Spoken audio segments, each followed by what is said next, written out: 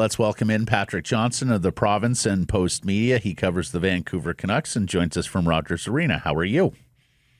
I'm good. Actually, no, I'm at the National Soccer Development Center, as people. Yes. The other red-hot team. I'll put myself on errors and omissions. Thomas Muller. Are you exploring the space with the Ramdeiser? Yes. Yeah, someone sounds exactly. like he's getting set to interview Thomas Muller. He's a big deal too. Yeah. Let's keep it Canucks though here to start on absolutely. opening night against the Calgary Flames at Rogers Arena. Every year on this week I do a bunch of interviews, typically from outlets that don't cover the Canucks on day-to-day basis or just noting opening day, opening week. And they ask me about the mood and expectations in the marketplace with Canucks fans. So I put that to you, Peach. What are you sensing out there? Well, perfect question, given that we've started a new newsletter at work and I had to write something about this. First of all, my first thought was actually thinking about the mood in the room. And, it's that perpetual hope springs eternal, they haven't lost yet, that kind of thing. But, every year the players are excited and they're pumped and there's a reason why, right? Like it's the freshness of the season and obviously the turnover in the lineup. And of course we know they don't want to talk about last year, but the ability to move on from last year, right? Like that's such a big thing. And then just looking at growth. And I think they are energized by the fact that Elias Pettersson has shown up in looking new and bigger and strong and all that. Like everyone, there's that sort of broad-based buy-in that perhaps they struggled to have last year. There's that. And then, I think people that they like the idea of the new guy. Obviously Braden Cootes is a great story. Lekkerimaki have seen such a strong preseason.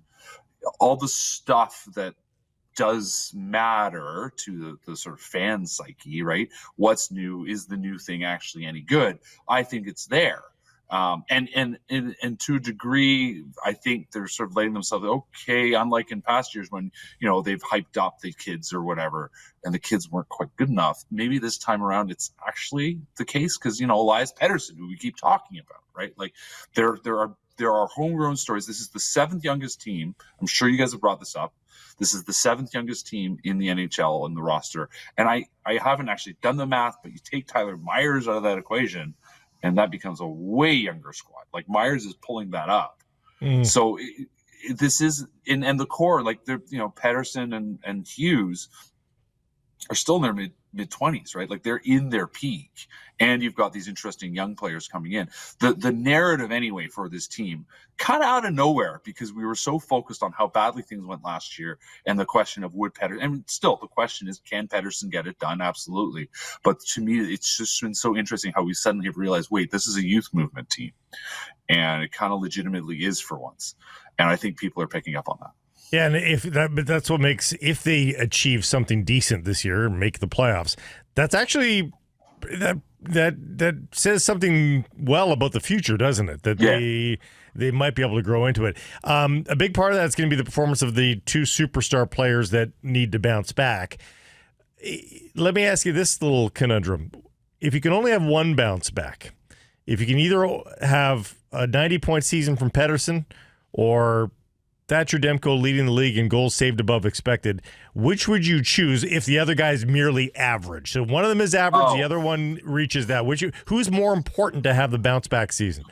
Pettersson. Because you just, listen, Demko will want to be a star, but you just need competence from Demko, right? And I think the sort of math here is that if you get competence from Demko, you're probably getting more than confidence, right? That means he's healthy and fit and able to contribute. And you got another guy playing 35 games in Lankin who's more than competent. Yeah, exactly. A competent Pettersson, that's fine, but you're paying him to be your top scorer.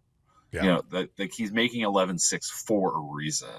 You need more than confidence from him. That it's just, to me, that I don't think there's almost no comparison to what you're looking for from the 2 players, I think. Yeah. Do you believe expectations and optimism in the market are high enough that missing the playoffs would be a massive disappointment? Yes. I was saying this to someone who asked me this morning, and they said, "Do you think this is a playoff team?" I said, it's a crisis if they don't make the playoffs, because I'm sorry, but look at Anaheim, San Jose, and Seattle. Those teams stink. Like, Anaheim has some interesting things, but they're not. Those teams would be a surprise if they made a playoff. They're not ready. The Canucks are better than all three of those teams. They are at worst the fourth best team in this division. So that alone gives them an inside track. And I think they're good. You know, like, you compare with the Central, and like, are they really going to get overhauled? I suppose they could, but really just on the baseline here, this team has to be a playoff team. And if they impress, all the better. I think I saw the Flames at 83.5 points and the Canucks at 90.5. Those both seem low to me, but is that the difference here? Is there a 7-point difference between these two teams? Well, and like, I didn't even mention Calgary, right? Like, that's the other thing. But you're right. Like, Calgary is a team that's, obviously got a great goalie and some interesting players, but also a team that's in a new direction. I think there's a 7-point difference here. Like, I don't think there's a comparable between the two teams. I think they're very, very, very different spaces where they need to be and where they're going. So for the purposes of tonight, then, on back-to-backs where they might feel very happy that they were able to steal the 2 on the road in Edmonton. I mean, it's a good opportunity to take the good vibes and have a win here tonight, isn't it? Yeah, I mean, if you're ever going to play a back-to-back, it's probably the first 2 games of the season when you're feeling so fresh coming in. Yeah, they're not tired, but it's 2 on the road, and it was a long night last night for them. Yeah. Exactly. No, exactly. And that's exactly right. Like, and fundamentally, the top end of the Canucks should be much better than the top end of the Flames. And I just like the overall picture here better than I like the Flames. What do you make of Cootes and Lekkerimäki, the 2 rookies on the same line tonight with Evander?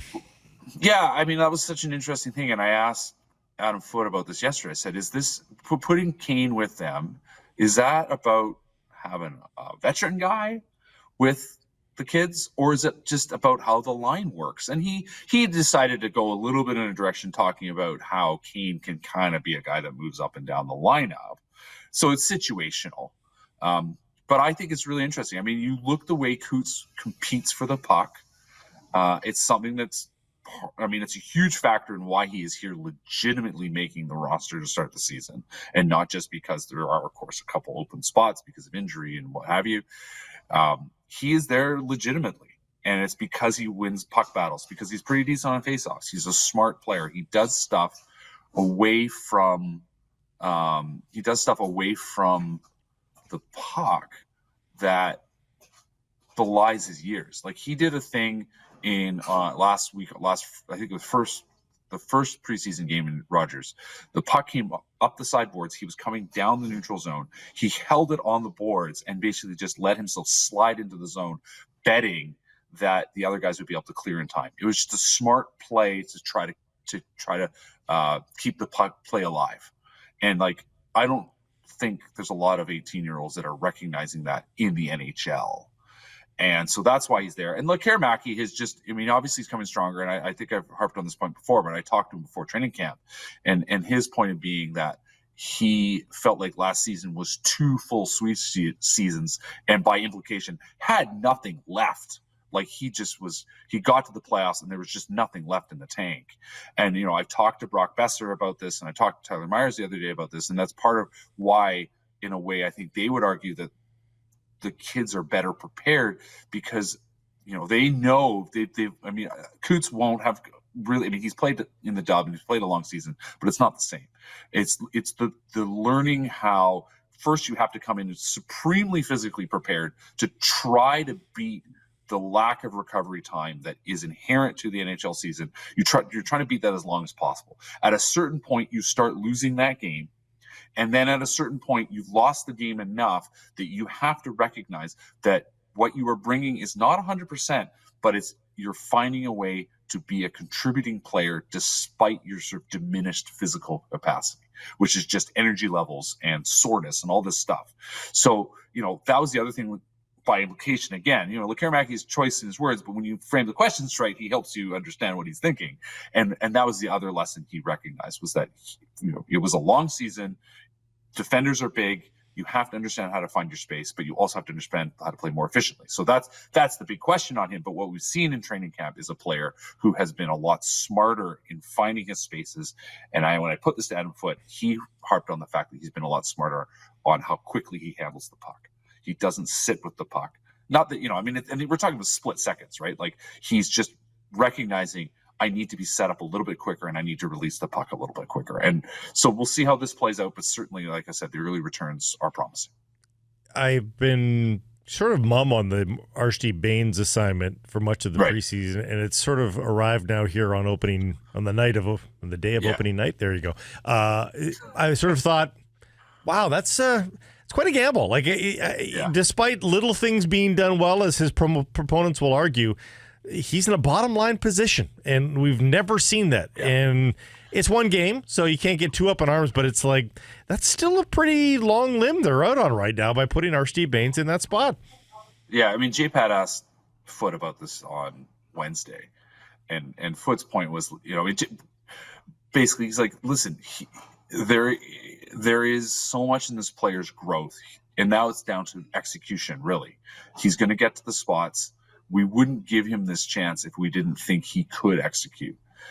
We know he can play with smarts. He's found a way all the way up, and now he's at the top. Right now, it truly is the ultimate test for a player who has met every other challenge and progressed beyond those challenges in his career. And I asked him about this after the game on Friday. Like, I had a nice little sit down with him post game with Bains, that is, and I said, this is. I actually had to admit, I said, which training camp is this? Is this 3 or, it's his fourth training camp. You think about the progress, and he very, very much recognized this himself. Year one was like, oh my goodness, you just don't want to, make yourself look stupid. Year two, it's like, okay, I've made some progress. I want to show management and coaching staff that I've improved from the guy that I was last year. Then last year comes in, okay, can I make myself part of the conversation in terms of being a depth player? Obviously has a strong year.